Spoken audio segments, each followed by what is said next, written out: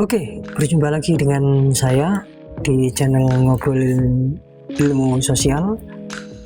Di video kali ini kita akan membahas tentang perdagangan internasional.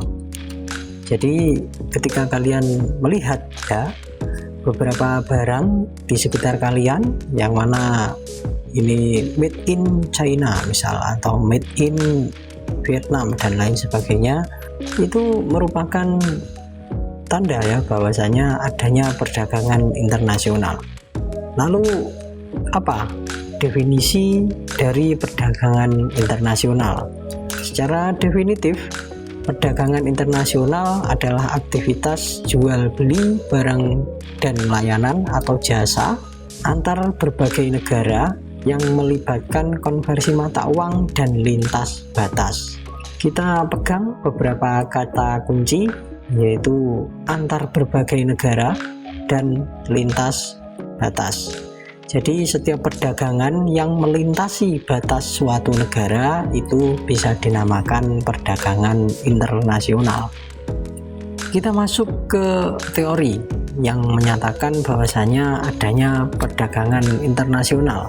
Yang pertama yaitu kaum merkantilis, yang mana di sini ada Colbert, Josiah Child, Thomas Moon, yang mana pokok pikiran utamanya dalam teori ini adalah pentingnya campur tangan pemerintah dalam aktivitas ekonomi secara menyeluruh. Jadi hal ini bertujuan untuk menciptakan surplus ekspor dibandingkan impor dalam perdagangan internasional, yang mana diharapkan dapat menambah cadangan logam mulia di suatu negara. Yang kedua adalah kaum klasik ya. Ini yang sering dibahas di sekolah, yaitu kaum klasik, di mana ada dua teori, yaitu teori keunggulan mutlak atau absolute advantage dan teori keunggulan komparatif atau comparative advantage. Yang pertama tadi dengan cara spesialisasi, dan yang kedua komparatif, yaitu membandingkan ya mana yang lebih efisien. Oke, kita ke keunggulan mutlak terlebih dahulu ya. Di sini misalkan ada dua negara ya. Yang pertama Indonesia, yang kedua negara Arab.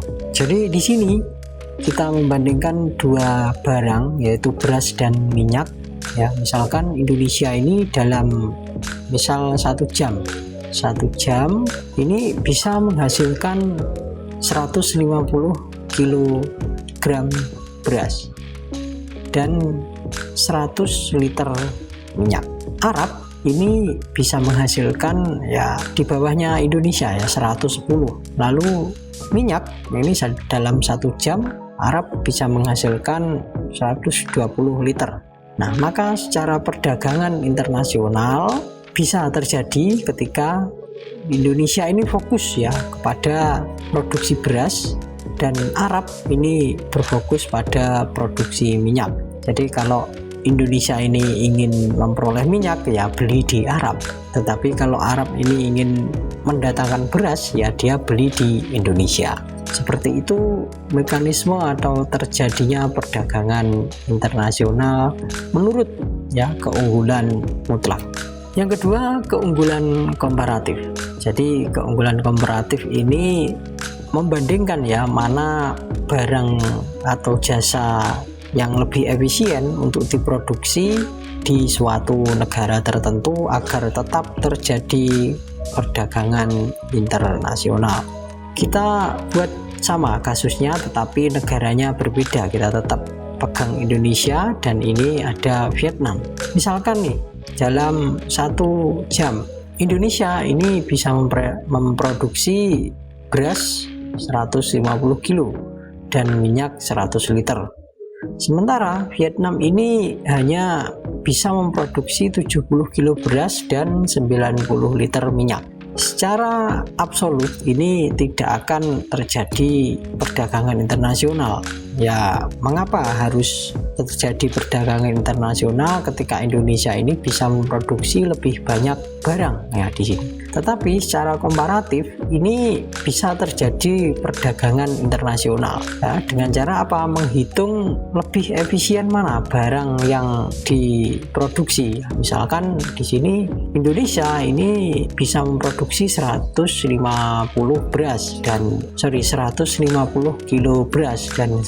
liter minyak. Sementara Vietnam ini cuma 70 dan 70 kilo beras, 90 liter minyak. Nah, bagaimana agar terjadi perdagangan internasional secara teori keunggulan komparatif? Ya sudah, kita cari saja yang efisien. Ya, Indonesia ini efisiennya ya memproduksi beras, karena dalam 1 jam kita melihat bahwasanya Indonesia ini bisa memproduksi 150 kilo. Sedangkan Vietnam ini ya jelas ya memproduksi minyak saja, fokus ke minyak saja, karena di sini lebih besar untuk produksinya yaitu 90 liter minyak. Jadi ketika Indonesia memproduksi beras dan membutuhkan minyak, ini ya dia beli ke Vietnam. Jadi Indonesia tidak usah memproduksi minyak. Ketika Vietnam membutuhkan beras, ya dia akan harus beli ke Indonesia. Seperti itu mekanismenya untuk teori perdagangan internasional melalui keunggulan komparatif. Semoga paham. Nanti kalau belum paham coba ditanyakan aja. Lalu kenapa ya terjadi perdagangan internasional? Yang pertama, untuk memenuhi kebutuhan yang tidak tercukupi, di mana ketika kebutuhan suatu negara ini tidak terpenuhi, maka masyarakatnya akan meminta ya barang yang ada di luar negeri tetapi tidak ada di dalam negeri. Maka di sini haruslah terjadi perdagangan internasional. Yang kedua, meningkatkan kesejahteraan ya, ketika barang yang diproduksi oleh suatu negara ini bisa terjual lebih banyak lagi dari yang sebelumnya. Yang sebelumnya hanya dipasarkan di lokal, ini ke go internasional. Jadi barangnya ini terjual lebih banyak lagi, sehingga perusahaan ini bisa menambah ya yang namanya karyawan-karyawan baru, yang mana ketika banyak tenaga kerja yang terserap atau bisa masuk ke dalam perusahaan dengan jumlah yang cukup banyak, maka kesejahteraan mereka juga akan mengalami kenaikan. Memperluas pangsa pasar. Kita tahu bahwasanya ketika kita hanya menjual produk di lokal saja, maka ya hanya sebatas sejumlah tertentu itu saja yang terjual. Tetapi ketika kita sudah bisa mengekspor barang ke seluruh dunia, maka atau beberapa negara yang memiliki ya kebutuhan yang sesuai dengan apa yang kita produksi, maka barang yang kita punya ini terjual lebih banyak lagi dan keuntungannya juga akan lebih banyak. Yang terakhir, memperkenalkan atau mengenalkan produk. Tentu saja perusahaan atau pemproduksi barang ini ingin produknya melejit dan dikenal banyak orang, termasuk di berbagai negara. Maka dengan perdagangan internasional, tujuannya salah satunya untuk mengenalkan produk. Selanjutnya, manfaat dari perdagangan internasional. Yang pertama sudah kita bahas, peningkatan ekonomi dengan cara memperluas produk, memperbanyak produk yang dijual, lalu bisa menambah ya lapangan pekerjaan. Selanjutnya, peningkatan kualitas produk, karena kita tahu saingannya juga banyak, maka kita harus servis atau memperbagus produk kita agar lebih dipilih oleh konsumen. Yang terakhir adalah transfer teknologi. Di sini seperti handphone, laptop yang kalian punya itu tentu saja kebanyakan bukan merek dari Indonesia, tetapi mungkin dari Cina maupun dari negara yang lain. Nah, ini membuat ya teknologi ini tersampaikan dengan cepat ke Indonesia dengan melalui perdagangan internasional. Sekarang ciri-ciri perdagangan internasional ya, di depan sudah kita bahas, tentunya melampaui batas negara ya harus lebih dari satu negara.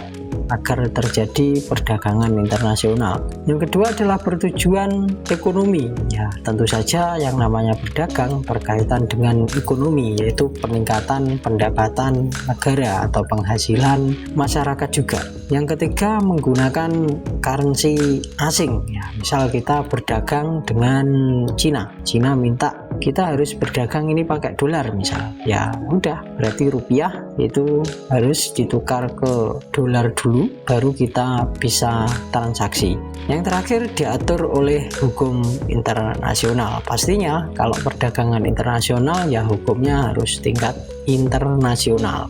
Selanjutnya faktor pendorong perdagangan internasional. Yang pertama perbedaan kekayaan alam ataupun perbedaan kebutuhan juga bisa. Di setiap negara, misalkan di Indonesia dengan di Eropa sana, negara-negara di Eropa tentu saja sumber daya alamnya juga berbeda. Sana sangat sulit sekali untuk menanam rempah-rempah dan jika bisa ya tentu biayanya lebih mahal daripada harus membeli dari negara lain. Yang kedua kemajuan teknologi. Nah, sekarang kalau kalian shopping ya, misalkan membeli barang A, misalkan nggak ada di Indonesia harus beli di luar negeri, maka kalian cukup ya membuka HP kalian, cari aplikasi Alibaba, Temu dan lain sebagainya, itu yang bisa ya mentransfer atau mengirim barang secara online. Kita tidak usah bepergian ke luar negeri untuk mengambil barangnya. Yang ketiga adalah globalisasi. Nah, di dunia yang serba global ini cukup mendekatkan kita dengan orang-orang yang ada di luar negeri. Kita bisa menjual barang ke sana, kita juga bisa ya membeli barang dari sana. Yang terakhir kebutuhan konsumen. Ketika orang ini sudah membutuhkan barang, sekarang kita butuh HP, butuh gadget, butuh laptop, tab dan lain sebagainya untuk kebutuhan kuliah, misal kebutuhan kerja, maka ya kita harus mengambil ya produk-produk dari luar negeri untuk kita datangkan ke dalam negeri agar bisa kita pakai. Selanjutnya faktor penghambat perdagangan internasional. Yang pertama adalah biaya masuk dan keluar, tentunya kita butuh biaya yang cukup besar. Yang kedua adalah kuota. Biasanya beberapa negara memang membatasi ya, hanya berapa jumlah barang yang diimpor dari negara lain. Yang ketiga adalah kebijakan tarif, yang mana ramai dalam waktu dekat, yaitu Presiden Donald Trump memberikan ya tarif dari barang-barang yang masuk ke negaranya dari negara-negara yang lain. Ini juga menjadi faktor penghambat ya. Kalau misalkan tarifnya terlalu tinggi ya otomatis harga barang yang kita kirim itu di sana lebih mahal daripada sebelumnya karena adanya kebijakan tarif. Yang terakhir adalah perang. Nah, seperti di Israel, Palestina, Ukraina, Rusia, itu ya kita terhambat di situ karena jika memang kita memaksakan ya kita terkendala dalam hal safety atau keamanan barang yang kita kirim. Sekarang dampak positif bisa dilihat lagi di manfaat, itu pertumbuhan ekonomi, peningkatan lapangan pekerjaan, transfer teknologi yang mudah, dan peningkatan kualitas produk. Dampak negatifnya satu jelas ketergantungan ya. Ketika kita terus-terusan mengimpor barang tanpa kita bisa memproduksi secara mandiri ya kita tetap tergantung saja dengan negara luar. Yang kedua kesenjangan kekayaan ekonomi pada berbagai negara ya. Ada ekonomi yang terus bertumbuh dan ada juga yang malah mengalami defisit atau tekor. Hilangnya kearifan lokal.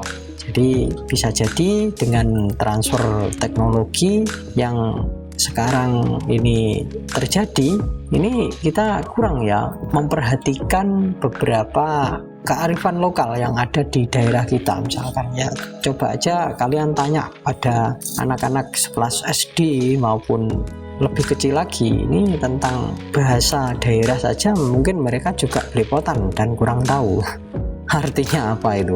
Lalu berkurangnya lapangan pekerjaan. Jangan sangka setiap perdagangan internasional yang berbau internasional itu semuanya bagus, enggak juga ya. Ketika kita menjadi negara yang konsumtif, ya tentu saja tenaga kerja yang dimiliki di negara tersebut ini ya kurang terserap. Contohnya sekarang banyak PHK dan lain sebagainya, itu kan ya dampak dari perdagangan internasional ini juga gitu. Ya kita tidak bisa memungkiri itu. Oke, mungkin cukup sekian untuk pembahasan kita tentang perdagangan internasional. Ya mungkin kalau ada yang masih bingung bisa tanyakan lewat komen. Jangan lupa like, komen, dan subscribe agar kalian tahu ya ketika saya membuat video yang baru dan cepat dalam mengikuti. Thank you, sampai jumpa di video selanjutnya.